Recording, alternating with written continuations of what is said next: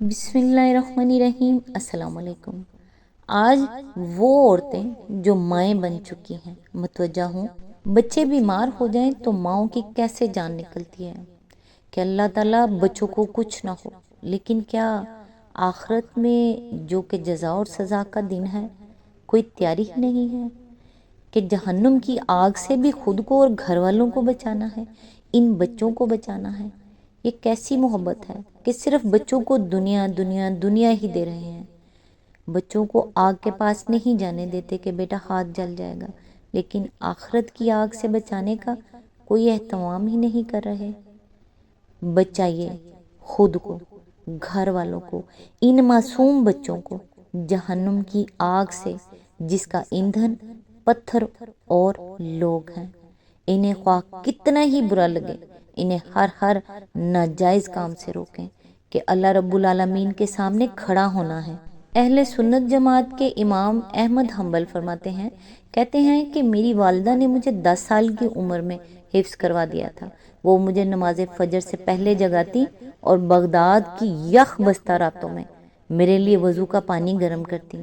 اس کے بعد وہ مجھے لباس پہناتی اور پھر اپنی اوڑھنی اور حجاب لیتی اور مسجد تک میرے ساتھ جاتی، کیونکہ مسجد ہمارے گھر سے کافی دور تھی اور راستہ اندھیرا ہوتا تھا۔ ہم لوگ کیا کرتے ہیں، آپ کیا کر رہی ہیں؟ والدین سے اور خصوصی ماؤں سے میری گزارش ہے کہ 14 سے 19 سال کی عمر کے دوران اپنے بچوں کو خصوصی وقت دیں، توجہ دیں، پیار دیں، خاص طور پر بیٹیوں کو۔ یہی عمر ہوتی ہے کہ ہماری اولادیں غیر محرموں میں محبت ڈھونڈ لیتی ہیں اور دھوکہ کھاتے ہیں۔ اسی عمر میں نفس کے ہاتھوں مجبور ہوتے ہیں اور کچھ ان کی مینٹل ہیلتھ کئی سٹیجز سے گزر رہی ہوتی ہیں، جس کی وجہ سے زیادہ پیار کی، شفقت کی ضرورت محسوس کرتے ہیں۔ جب انہیں یہ گھریلو ماحول سے نہیں ملتی، غیر محرموں کی محبت کا رجحان بنتا ہے اور پھر یہ ان کے ہتھے چڑھ جاتے ہیں۔ اللہ تعالیٰ سے دعا ہے، اے میرے پیارے مالک، ہماری رہنمائی فرما، ہمیشہ بہتر اور صحیح فیصلہ کرنے کی توفیق عطا فرما، ماضی میں کی گئی ہر نادانی اور خطا کو معاف فرما، ہدایت کے دروازے ہم پر کھول دے، دکھ اور تکلیف ہم سے ہمیشہ کے لیے دور فرما، ہمیں آسودہ اور پرسکون زندگی عطا فرما، آمین ثم آمین۔ آج انشاءاللہ سورہ النجم کی آیت نمبر 56 سے سٹارٹ کریں گے۔ اس کا ترجمہ اور تفسیر تفہیم القرآن سے بیان کروں گی جو اہل سنت جماعت کے لیے ہے۔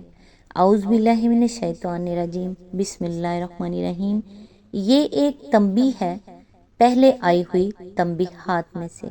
اس کی تفسیر ہے، اصل الفاظ ہیں ھذا نذیر من النذور الاولی۔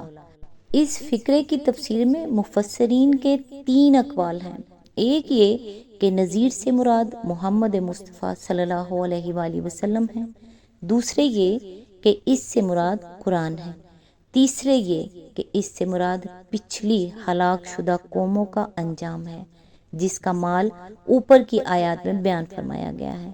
سیاق کلام کے لحاظ سے ہمارے نزدیک یہ تیسری تفسیر قابل ترجیح ہے۔ آیت نمبر 57، آنے والی گھڑی قریب آ لگی ہے۔ اس کی تفسیر ہے، یعنی یہ خیال نہ کرو کہ سوچنے کے لیے ابھی بہت وقت پڑا ہے، کیا جلدی ہے کہ ان باتوں پر ہم فوراً ہی سنجیدگی کے ساتھ غور کریں اور انہیں ماننے کا بلا تاخیر فیصلہ کر ڈالیں۔ نہیں، تم میں سے کسی کو بھی یہ معلوم نہیں ہے کہ اس کے لیے زندگی کی کتنی مہلت باقی ہے۔ ہر وقت تم میں سے ہر شخص کی موت بھی آ سکتی ہے اور قیامت بھی اچانک پیش آ سکتی ہے، اس لیے فیصلے کی گھڑی کو دور نہ سمجھو۔ جس کو بھی اپنی عاقبت کی فکر کرنی ہے وہ ایک لمحے کی تاخیر کے بغیر سنبھل جائے، کیونکہ ہر سانس کے بعد یہ ممکن ہے کہ دوسرا سانس لینے کی نوبت نہ آئے۔ آیت نمبر 58، اللہ کے سوا کوئی اس کو ہٹانے والا نہیں۔ اس کی تفسیر ہے، یعنی فیصلے کی گھڑی جب آ جائے گی تو نہ تم اسے روک سکو گے اور نہ تمہارے معبودان غیر اللہ میں سے کسی کا یہ بلبوتا ہے کہ وہ اس کو ٹال سکیں۔ ٹال سکتا ہے تو اللہ ہی ٹال سکتا ہے اور وہ اسے ٹالنے والا نہیں ہے۔ آیت نمبر 59، اب کیا یہی وہ باتیں ہیں جن پر تم اظہار تعجب کرتے ہو؟ اس کی تفسیر ہے، اصل میں لفظ حاضل حدیث استعمال ہوا ہے، جس سے مراد وہ ساری تعلیم ہے جو رسول اللہ صلی اللہ علیہ وآلہ وسلم کے ذریعے سے قرآن مجید میں پیش کی جا رہی تھی، اور تعجب سے مراد وہ تعجب ہے جس کا اظہار آدمی کسی انوکھی اور ناقابل یقین بات کو سن کر کیا کرتا ہے۔ آیت کا مطلب یہ ہے کہ محمد صلی اللہ علیہ وآلہ وسلم جس چیز کی طرف دعوت دے رہے ہیں وہ یہی کچھ تو ہے جو تم نے سن لی۔ اب کیا یہی وہ باتیں ہیں جن پر تم کان کھڑے کرتے ہو اور حیرت سے اس طرح منہ تکتے ہو کہ گویا کوئی بڑی عجیب اور نرالی باتیں تمہیں سنائی جا رہی ہیں۔ آیت نمبر 60، ہنستے ہو اور روتے نہیں ہو۔ اس کی تفسیر ہے، یعنی بجائے اس کے کہ تمہیں اپنی جہالت اور گمراہی پر رونا آتا، تم لوگ الٹا اس صداقت کا مذاق اڑاتے ہو جو تمہارے سامنے پیش کی جا رہی ہے۔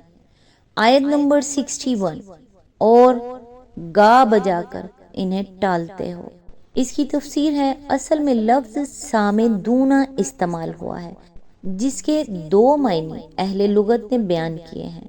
ابن عباس، اکرمہ اور ابو عبیدہ نحوی کا قول ہے کہ یمنی زبان میں سمود کے معنی گانے بجانے کے ہیں، اور آیت کا اشارہ اس طرف ہے کہ کفار مکہ قرآن کی آواز کو دبانے اور لوگوں کی توجہ دوسری طرف ہٹانے کے لیے زور زور سے گانا شروع کر دیتے تھے۔ دوسرے معنی ابن عباس اور مجاہد نے یہ بیان کیے ہیں کہ سمود تکبر کے طور پر سر نیڑھانے کو کہتے ہیں۔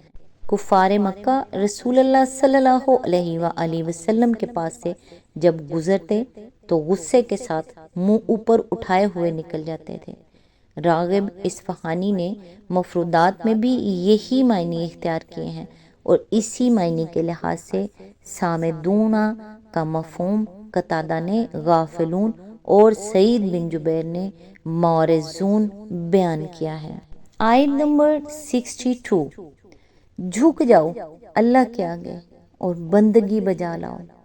یہ آیت سجدہ ہے، لہذا جو بھی سن رہا ہے یہاں سجدہ لازمی کر لیجئے گا۔ اس کی تفسیر ہے، امام ابو حنیفہ، امام شافعی اور اکثر اہل علم کے نزدیک اس آیت پر سجدہ کرنا لازم ہے۔ امام مالک اگرچہ خود اس کی تلاوت کر کے سجدے کا التزام فرماتے تھے، جیسا کہ قاضی ابو بکر ابن العربی نے احکام القرآن میں نقل کیا ہے، مگر ان کا مسلک یہ تھا کہ یہاں سجدہ کرنا لازم نہیں ہے۔ ان کی اس رائے کی بنا حضرت زید بن ثابت کی یہ روایت ہے کہ میں نے رسول اللہ صلی اللہ علیہ وآلہ وسلم کے سامنے سورہ نجم پڑھی اور حضور نے سجدہ نہ کیا۔ بخاری، مسلم، احمد، ترمذی، ابو داؤد، نسائی۔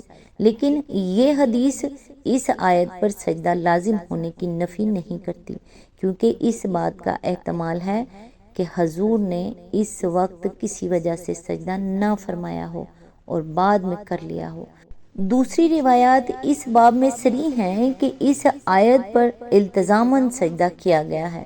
حضرت عبداللہ بن مسعود، ابن عباس اور مطلب بن ابی وداع کی متفق علیہ روایات یہ ہیں کہ حضور نے جب پہلی مرتبہ حرم میں یہ سورت تلاوت فرمائی تو آپ نے سجدہ کیا اور آپ کے ساتھ مسلم و کافر سب سجدے میں گر گئے۔ بخاری، احمد، نسائی۔ ابن عمر کی روایت ہے کہ حضور صلی اللہ علیہ وآلہ وسلم نے نماز میں سورہ نجم پڑھ کر سجدہ کیا اور دیر تک سجدے میں پڑے رہے۔ بہیقی، ابن مردویہ۔ صبرۃ الجہنی کہتے ہیں کہ حضرت عمر رضی اللہ نے فجر کی نماز میں سورہ نجم پڑھ کر سجدہ کیا اور پھر اٹھ کر سورہ زلزال پڑھی اور رکوع کیا۔ سعید بن منصور۔ خود امام مالک نے بھی موطا باب ماجہ فی سجود القرآن میں حضرت عمر کا یہ فعل نقل کیا ہے۔ سورہ نجم یہاں مکمل ہوئی۔ نیکسٹ انشاءاللہ سورہ قمر کی آیت نمبر 1 سے سٹارٹ کریں گے۔ تب تک کے لیے دعاؤں میں یاد رکھیے گا۔ اللہ حافظ۔